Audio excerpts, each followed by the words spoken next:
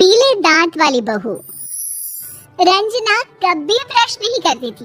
उसे कितनी बार उसके माँ बाप ने डांटा, लेकिन उसका कोई असर उस पर होता ही नहीं था, जिस कारण से उसके दांत पीले पीले हो जाते हैं शादी के बाद।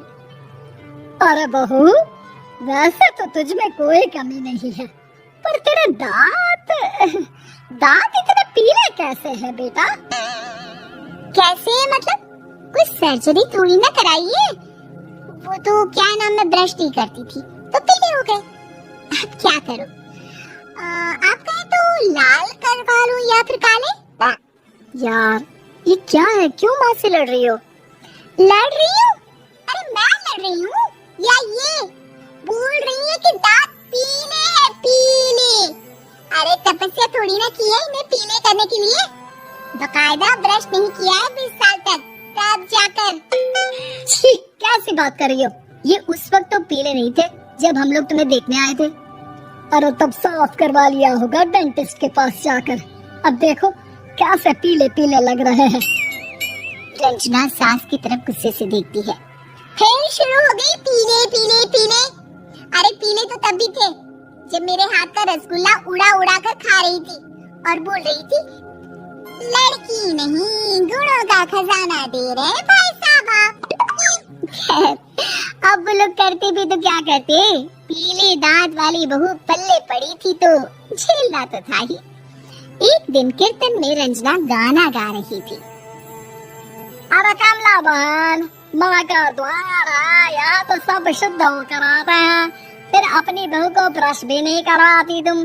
दूर से पीले पीले दांत भक्ति में बाधा उत्पन्न कर रहे हैं। अरे कोई 2 साल के बच्चे थोड़ी ना लेकर आई हूँ मैं बहू बनाकर। अच्छी खासी लड़की है, अरे कैसे करवाऊं ब्रश? ये तो उसे खुद करना चाहिए ना। अब माँ बाप तो इसके जैसे तैसे निपटा दिए, ये नहीं सोचा कि सास कैसे संभालेगी। सास बहू को लेकर घर आ जाती है, लेकिन सोच लेती है कि अब इसे लेकर कहीं नहीं जाएगी। अगले रोज बहू कहती है, अरे क्या हो गया, मंदिर नहीं जाना क्या? कीर्तन का वक्त हो रहा है। मेरी मधुर वाणी से कान्हा जी जागते हैं और सोते हैं। आप तो जानती है ना उनकी भक्ति में कितना मन लगता है मेरा। वो क्या है ना, तबीयत ठीक नहीं लग रही है मेरी, आराम करूंगी मैं। तबीयत ठीक नहीं लग रही? अभी तो मिथुन के गाने पर नाच रही थी आप, और अब बोल रही है कि तबीयत ठीक नहीं लग रही। अरे भक्ति में मन लगा लो सासू माँ, ऊपर जाना है, क्या मुंह दिखाओगी आप? हाँ? सास को बहू की बात पर गुस्सा आ जाता है। मैं क्या मुंह दिखाऊंगी, इसकी चिंता तो ना कर, समझी? अपने मुंह की चिंता कर, जो ये पीले पीले दांत लेकर हर जगह पहुंच जाती है। पता है लोग कितना मजाक बनाते हैं। ना जी ना, मैं नहीं जाना कहीं तेरे साथ। तो ये बात है, कोई ना, मत जाओ, मैं अपने कमरे में ही बैठकर भक्ति कर लूंगी। ऊपर वाला दांत थोड़ी ना देखता है, मन देखता है, भावना देखता है। और अरे बस बस, तू सब कुछ दिखा, बस ये सफेद चमकदार दांत ना दिखाना किसी को, है? जा यहाँ से। बहू को सास की बात का कोई फर्क नहीं पड़ता, वो तो जैसी थी वैसी ही रह जाती है। सुबह नहाकर किचन में खाना बनाना, फिर खाना खाना, कीर्तन भजन करना और सो जाना। एक दिन, माँ जी मैं सहेली के घर जा रही हूँ, शाम को लेट आऊंगी। हाँ, तो जाना, मैंने कौन सा तेरी आरती करनी है घर पर बैठकर। रंजना सहेली के घर जाती है, जहाँ वो पार्टी में जाने की तैयारी कर रही होती है। अरे शिखा, कहाँ जाने की तैयारी कर रही है? मैं गलत वक्त पर आ गई क्या? अरे नहीं यार, उल्टा सही वक्त पर आई है। मैंने ये साड़ी और ज्वेलरी निकाली है यार, शाम को इनके ऑफिस की एक पार्टी में जाना है। बताना कैसा लग रहा है ये सब? नहीं यार, इस ड्रेस के साथ तो वो वाली ज्वेलरी अच्छी लगेगी। हाँ, सही बोल रही है, मैंने ध्यान ही नहीं दिया। वैसे तो हमेशा से मस्त फैशन सेंस रखती है, तो बड़ा जाती होगी ना पति के साथ पार्टी में। रंजना कुछ नहीं बोलती, बस सोचती है कि यार काश ये बात सही हो जाती, पर मैं क्यों नहीं जाती पार्टी में? क्या इन लोगों की कोई पार्टी होती नहीं होगी? रंजना घर आती है और रात में पति से सवाल करती है, एक बात बताइए, आप मुझे किसी पार्टी में क्यों नहीं ले जाते? क्या आपके यहाँ ऑफिस में पार्टी नहीं होती? पति बेचारा क्या कहता कि दांत पीले हैं तुम्हारे इसलिए। अरे कोई पार्टी होती नहीं हम लोगों के ऑफिस में, तो कहाँ से लेकर जाऊं? और मार्केट, मॉल, कहीं वीकेंड घूमना, कहीं तो अरे यार सारे हफ्ते में एक छुट्टी मिलती है, तो सोचता हूँ कि आराम ही कर लूं। क्यों? रंजना मन मार के रह जाती है।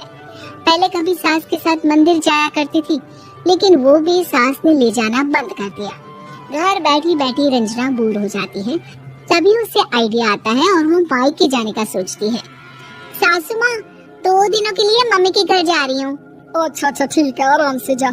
और हाँ, माँ से कुछ अच्छी आदत सीख कर आना कि कैसे शरीर के हर भाग की तरह दांतों की सफाई भी जरूरी होती है, समझी?